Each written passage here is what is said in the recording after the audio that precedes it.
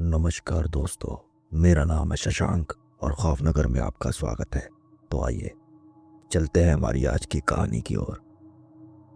मेरा नाम धर्मेंद्र है और मैं पिछले 15 सालों से ट्रक चला रहा हूँ। इस दौरान मैंने ना जाने कितने सुनसान रास्तों, खतरनाक पहाड़ियों और वीरान जंगलों से सफ़र किया है, लेकिन मुझे कभी किसी अजीबोगरीब चीज़ का सामना नहीं करना पड़ा। मैं भूत प्रेत जैसी बातों को बकवास मानता था, लेकिन उस रात मेरी ये सोच हमेशा के लिए बदल गई। उस रात मेरी गाड़ी में कोई खलासी नहीं था। आमतौर पर लंबे सफ़र में खलासी हमेशा मेरे साथ होता है, लेकिन इस बार मुझे साथी नहीं मिल पाया। मजबूरन मुझे अकेले ही निकलना पड़ा। मेरी मंजिल काफ़ी दूर थी और अगर मैं हाईवे से जाता तो वक्त बहुत ज़्यादा लग जाता, इसलिए मैंने एक शॉर्टकट पकड़ने का फैसला किया। एक पुराना पहाड़ी रास्ता जिससे मैं जल्दी पहुंच सकता था, पर मुझे नहीं पता था कि यही फैसला मेरी ज़िंदगी का सबसे डरावना सफ़र बन जाएगा। रात के 12 बज रहे थे। गर्मियों का मौसम था, लेकिन घाटी के अंदर घुसते ही एक सुरीली सी ठंडक मुझे महसूस होने लगी, क्योंकि हर तरफ घने पेड़ थे। रास्ता एकदम सुनसान था। चारों ओर घना जंगल और ऊंची पहाड़ियां थी, जिनके पीछे क्या छिपा था कोई नहीं जानता। सड़क भी सकरी थी। एक तरफ गहरी खाई और दूसरी ओर बड़े बड़े काले पेड़। ट्रक की हेडलाइट से बस सामने की सड़क ही दिखाई दे रही थी। बाकी चारों ओर घना अंधेरा पसरा हुआ था। मैं जानता था कि ऐसे वीरान रास्तों में खुद को किसी न किसी चीज़ में व्यस्त कर रखना बेहद ज़रूरी होता है, ताकि दिमाग उल्टी सीधी बातें ना सोचे। इसलिए मैंने रेडियो ऑन कर दिया, जिससे कुछ गाने सुन सकूं और माहौल हल्का हो जाए।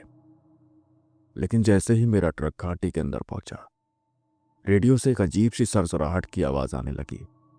मैंने सोचा सिग्नल नहीं आ रहा होगा, इसलिए मैंने रेडियो बंद कर दिया। कुछ दूर जाने के बाद अचानक मेरी नज़र सड़क के किनारे पर पड़ी। मैंने देखा वहां एक लड़की धीरे धीरे चल रही थी। उसका सिर झुका हुआ था और उसने अपने सिर पर लकड़ियों का कट्ठर उठाया हुआ था। मैंने अपनी आंखें मली कि कहीं ये मेरा भ्रम तो नहीं, लेकिन नहीं, वो सच में थी। इतनी रात को इतनी सुनसान जगह पर कोई लड़की कैसे हो सकती है? ट्रक की हेडलाइट्स में मैंने देखा कि वो नंगे पैर थी और बेहद धीमे धीमे चल रही थी, जैसे उसे समय की कोई चिंता ही ना हो। हेडलाइट्स में उसकी परछाई लंबी खिंच रही थी, जो सड़क पर अजीब आकार फैला रही थी। इतनी देर तक अकेले सफर करने के बाद इंसान का दिमाग कई चीजें सोचने लगता है। मैंने खुद को समझाया कि ये कोई गांव की ही लड़की होगी जो लकड़ियां लेकर अपने घर जा रही होगी। मेरे मन में आया कि रुककर उससे पूछूं कि इतनी रात को यहां क्या कर रही हो, लेकिन फिर सोचा कि अपनी ही जान की मुसीबत में डालने का कोई फायदा नहीं है। लेकिन अंधेरे की वजह से उसका चेहरा साफ नहीं दिखा, बस एक धुंधली सी झलक मिली। लंबे बाल, सूखा चेहरा और एक ठहरी हुई सी चाल। अब मैं सच में घबरा रहा था। मेरे ट्रक की हेडलाइट्स उसे पूरी तरह रोशन कर रही थी, लेकिन उसकी परछाई सामान्य से कहीं ज्यादा लंबी हो रही थी, जैसे वो लड़की नहीं, कोई और ही चीज हो। मेरे हाथ पूरे पसीने से भीग गए। मैंने तुरंत ट्रक की स्पीड बढ़ा दी, लेकिन जैसे ही मैं उसके बगल से निकला, मेरे कानों में किसी के फुसफुसाने की आवाज आई, धीमी मगर एकदम साफ। रुक जाओ, मत जाओ। मैंने झटके से अपना सिर घुमाया। वो लड़की अब भी वैसे ही चल रही थी, मगर अब उसका सिर धीरे धीरे मेरी तरफ घूम रहा था। मैंने अब तक की जिंदगी में कभी भी इतना डर महसूस नहीं किया था। मैंने जोर से क्लच दबाया और ट्रक की स्पीड और बढ़ा दी। लेकिन एक अजीब बात हुई। मैंने रियर व्यू मिरर में देखा, वो लड़की अभी भी पीछे चल रही थी, लेकिन उसकी चाल अब पहले से थोड़ी तेज लग रही थी। मेरा दिमाग काम करना बंद कर चुका था। ये क्या हो रहा है? मैंने घबराहट में कहा। मैंने पूरा एक्सीलेटर दबा दिया। ट्रक की रफ्तार बढ़ गई, लेकिन मेरी धड़कनें तेज हो चुकी थी। अब मुझे एहसास हो गया था कि मैंने गलत रास्ता चुन लिया है।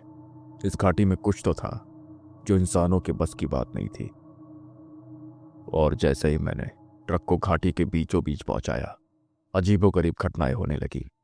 अब तक माहौल सिर्फ डरावना लग रहा था, लेकिन अब कुछ ऐसा हो रहा था जिसे मैं चाहकर भी नजरअंदाज नहीं कर सकता था।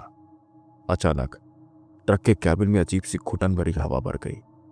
यह हवा सामान्य नहीं थी, इसमें एक अजीब सा भारीपन था, जैसे किसी ने पूरी ट्रक को किसी अदृश्य जाल में जकड़ लिया हो। मुझे महसूस हुआ कि मेरा सांस लेना मुश्किल हो रहा है। मैंने तुरंत खिड़की का शीशा थोड़ा नीचे किया, लेकिन बाहर की हवा अंदर आते ही और भी ज्यादा ठंडी और भारी लगने लगी।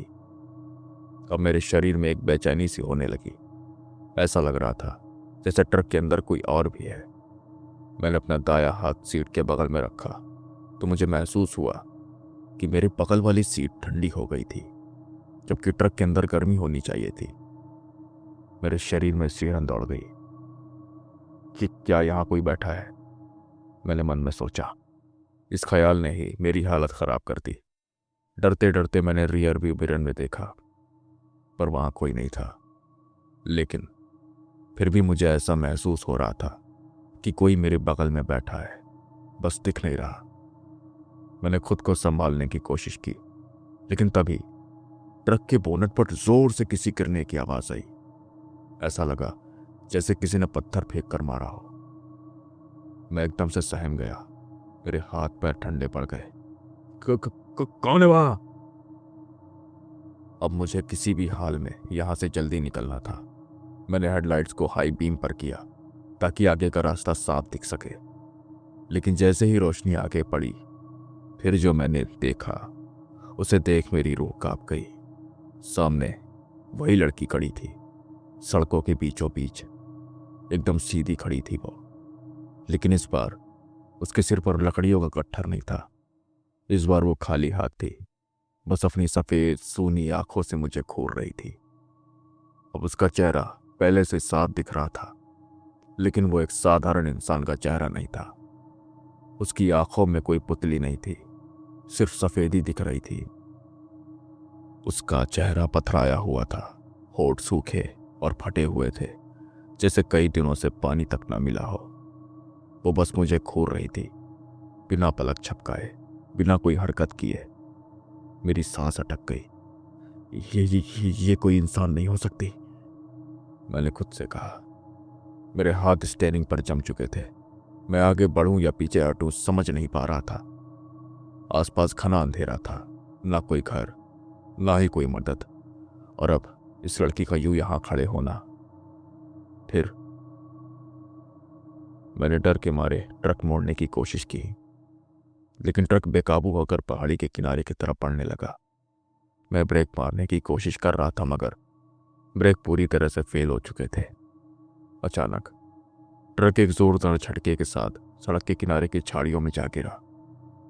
मैंने किसी तरह हिम्मत जुटाई और खुद को संभालते हुए ट्रक का दरवाजा खोला।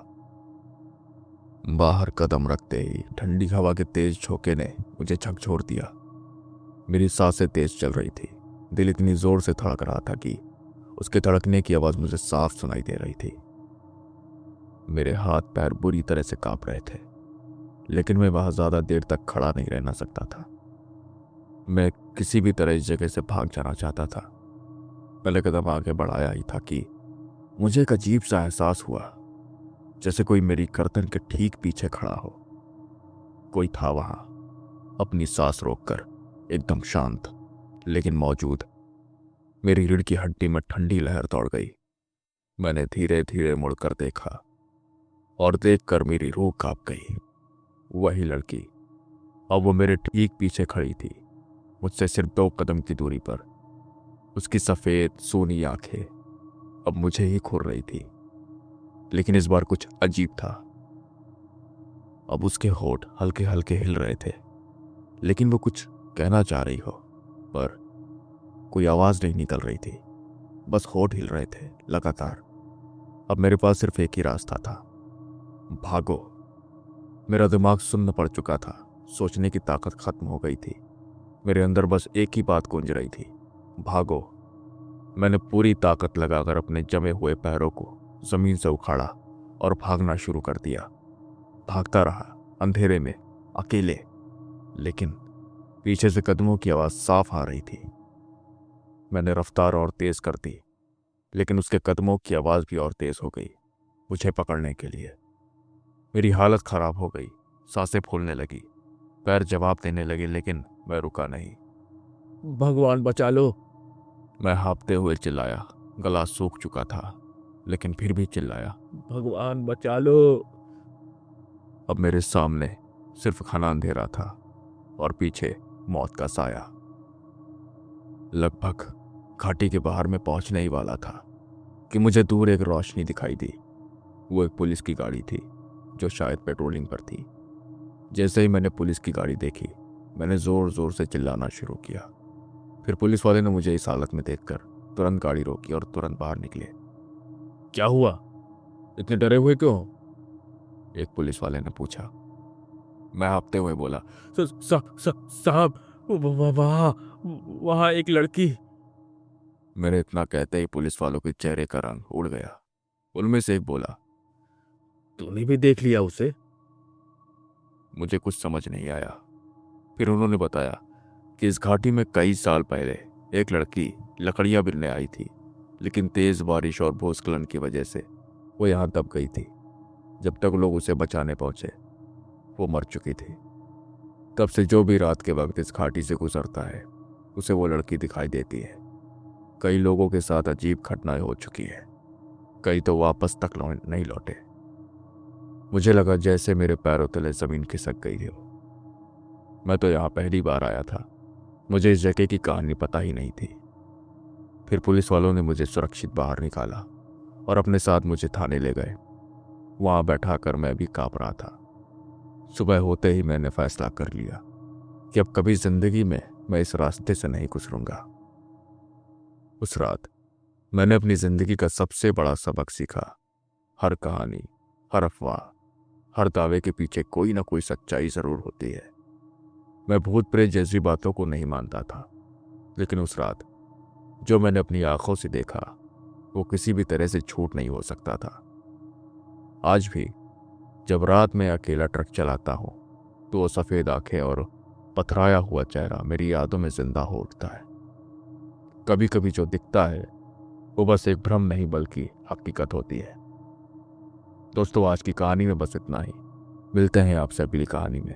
तब तक अपना ख्याल रखें और सुरक्षित रहें। नमस्कार।